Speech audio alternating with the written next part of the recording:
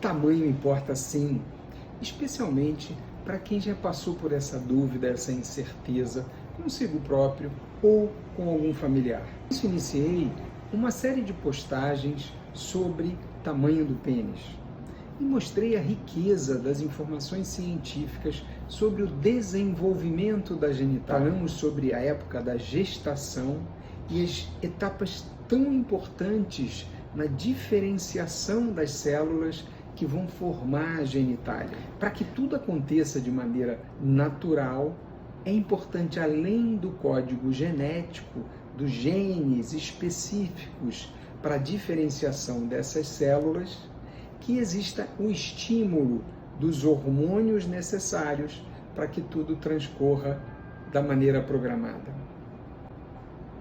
Falei também no último post sobre problemas que podem acontecer nesse intrincado, nesse complexo mecanismo de diferenciação. E hoje vamos falar sobre as anomalias da genitália. Importante entender que quando há algum tipo de problema nesse desenvolvimento, esse problema pode causar anomalias na genitália. Por que eu estou mencionando isso? Ora, porque o tamanho do pênis é uma dessas possíveis alterações. Então as coisas estão relacionadas, espero que vocês estejam acompanhando. Então, anomalia de genitália, nós chamamos aquela situação atípica.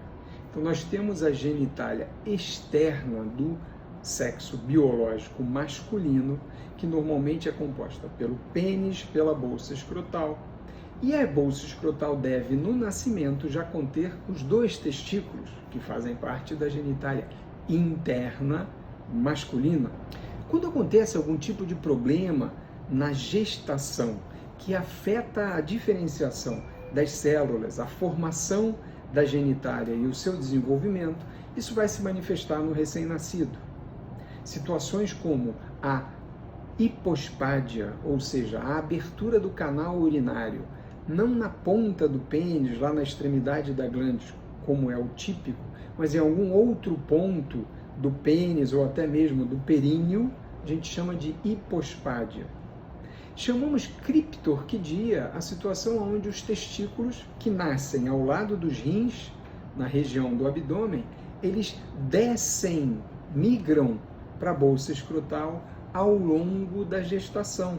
Por volta da 32ª semana de gestação, eles já devem estar lá, chegando na bolsa escrotal. No nascimento, os 2 testículos, a posição típica é que eles estejam na bolsa escrotal.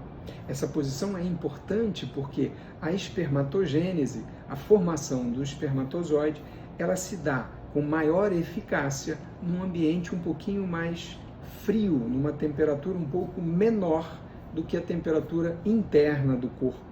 Por isso a importância da bolsa escrotal. Então, quando o recém-nascido não apresenta os 2 testículos na bolsa escrotal, chamamos isso de criptorquidia, que pode ser unilateral ou bilateral.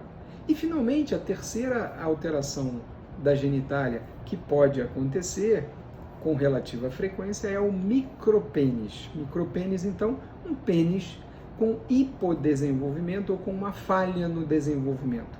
Essas 3 alterações, quando isoladas, têm um significado relativo. Porém, quando associadas, quando nós temos um recém-nascido com um micropênis, com hipospádia e criptorquidia, ou pelo menos 2 dessas alterações, a gente denomina desordem do desenvolvimento sexual, ou um desenvolvimento sexual diferente, como algumas pessoas preferem, para não ter essa conotação negativa de chamar de desordem. Portanto, as anomalias da genitália, alterações que acontecem e nós observamos geralmente no recém-nascido, podem denunciar problemas transcorridos durante a fase de gestação. Esses problemas normalmente têm a ver com a questão genética, com o ambiente hormonal onde tudo acontece, e nesse sentido vocês já sabem, a presença de testosterona para o sexo biológico masculino é essencial, não só em quantidade suficiente, mas que haja nos receptores de maneira eficaz.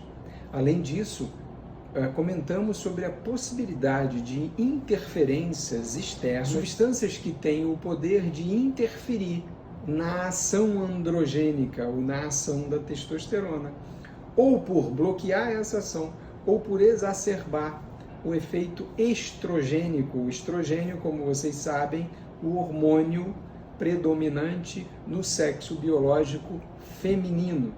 Então, interferências desse tipo, seja genética, hormonal ou interferências externas, podem alterar a configuração típica da genitália masculina, o recém-nascido do sexo biológico masculino. As alterações, as anomalias genitais podem ser no canal urinário, na hipospádia, que é a abertura desse canal numa posição atípica, a criptorquidia, ou seja, o testículo escondido, não na sua posição típica, que seria no nascimento, já estar dentro da bolsa escrotal, ou o chamado micropênis, ou seja, um pênis com um tamanho bastante reduzido, denunciando um hipodesenvolvimento. Então percebam a relação entre o tamanho do pênis, o nosso assunto central, e o desenvolvimento da genitália. Na próxima postagem nós vamos comentar sobre situações mais complexas envolvendo anomalias da genitália masculina, chamadas desordens do desenvolvimento sexual.